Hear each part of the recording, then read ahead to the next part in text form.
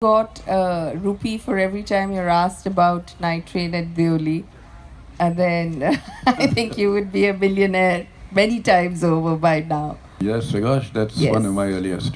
There's a question here. Yes. Good afternoon, sir. Since the question of filming your stories came up, I would just like to ask you that when your stories actually get filmed, if the director or the producer changes the plot line, do you feel disappointed?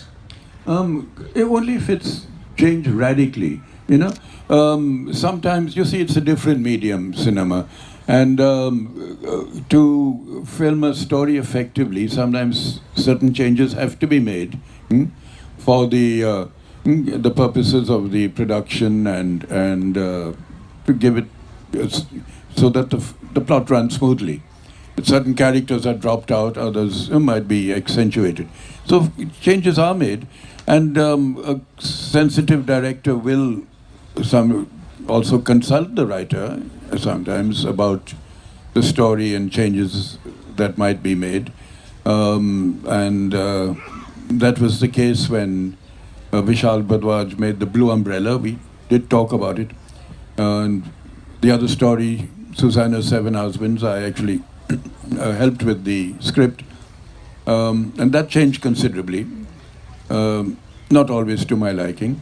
But and then an earlier one, of Flight of Pigeons, which Shyam Benegal filmed as Janoon, that was very true to the story. So I've been lucky in a way.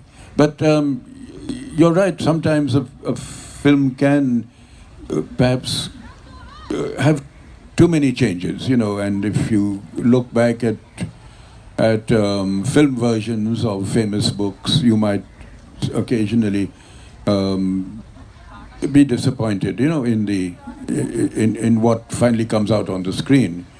Back in the 1940s, I think 50% of the films made abroad were based on books or on classics, ranging from The Lost Horizon to Goodbye, Mr. Chips to David Copperfield, Nicholas Nickleby. All the classics were filmed, sometimes very well, effectively, particularly Dickens, and other times maybe not so well.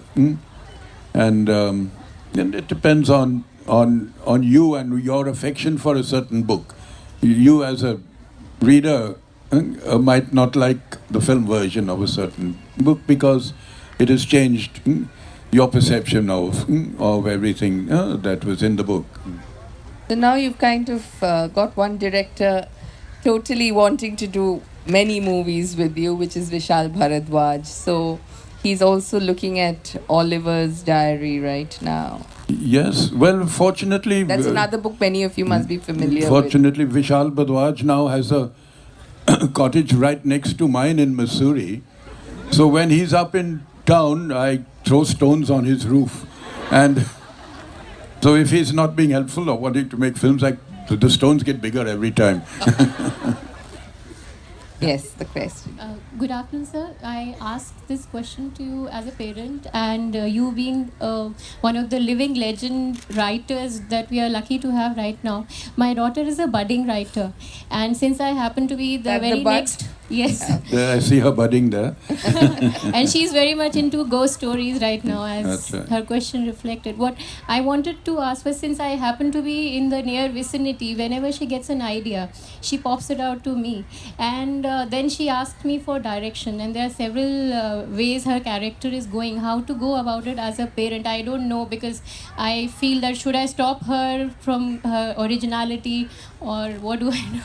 No, it's... What's the it's- way you write, and how do your characters develop, and how could I help her with that? Well, no, the fact that she does consult you and ask you for advice and ideas means that she's both she's looking for help and ideas as well as to add to her own original thoughts. So don't discourage her at all, but and as she gets older, her interests could get be more variable. So just let it happen naturally. Thank you so much. Okay, we'll be able to take two more questions. There's somebody there. Good afternoon, sir. For the last few questions. I was getting restless in my seat, so as I can ask you a question, because most of the writings that I do, I am also a budding writer. My imagination's basis is mostly based on your work. So my restlessness is visible right now to see you in front of my eyes. Don't you plagiarize me. Yes, yes. My question to you is, many authors, including yours, most of your works is getting interpreted by the critics in a variety of manners. Like this is this is that, this is the symbol for this. They have to write something in their columns. Yeah, yeah. My question to you is, how far do you agree with the criticism that yes, I intended this to be this and they're saying it right? I don't sometimes follow what they're saying. You shouldn't take too much attention to criticism or to the critics, because sometimes if they're very intellectual or highbrow, even the author doesn't understand what they're trying to convey. Yes, ma'am. There's one question right at the back. Let's first take that.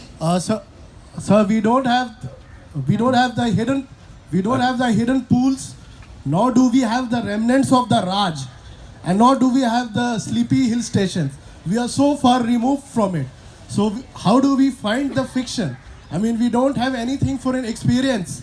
No, you have so much happening around you. You know, I might be writing about sleepy hill stations, but you must write about Kolkata and this vibrant life that is happening here.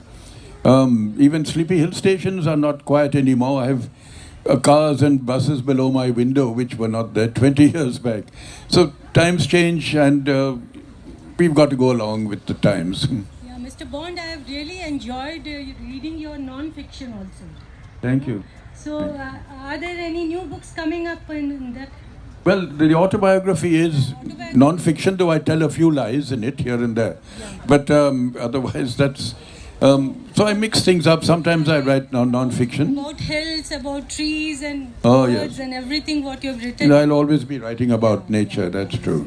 Thank you so much.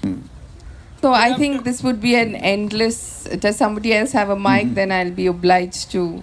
Any mics with anybody? No. So there's one question, okay. Where are you? Okay, the gentleman in a pink shirt. I have gone through one of your story, The Eyes Have It. The story ended when the second passenger informed that the girl was blind. Now, what should be the first passenger's reaction? That's another very early story of mine.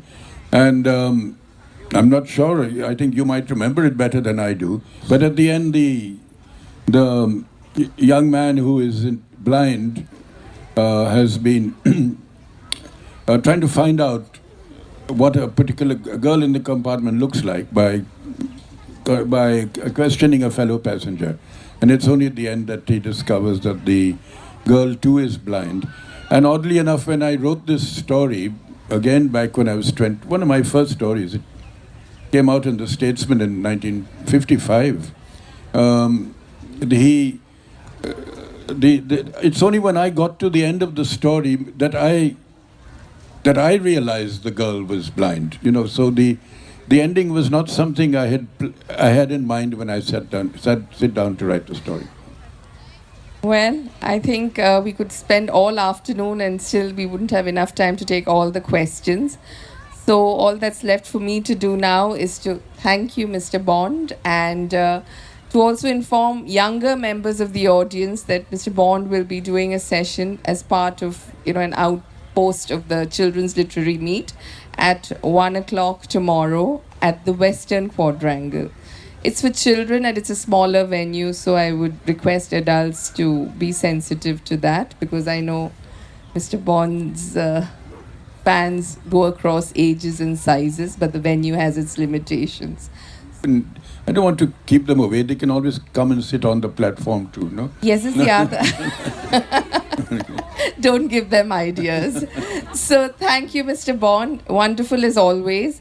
He will be signing books at the Author's Lounge. So if you have a copy of his books, you please line up and he'll be there in a little while. And the rest of you can go and get a book.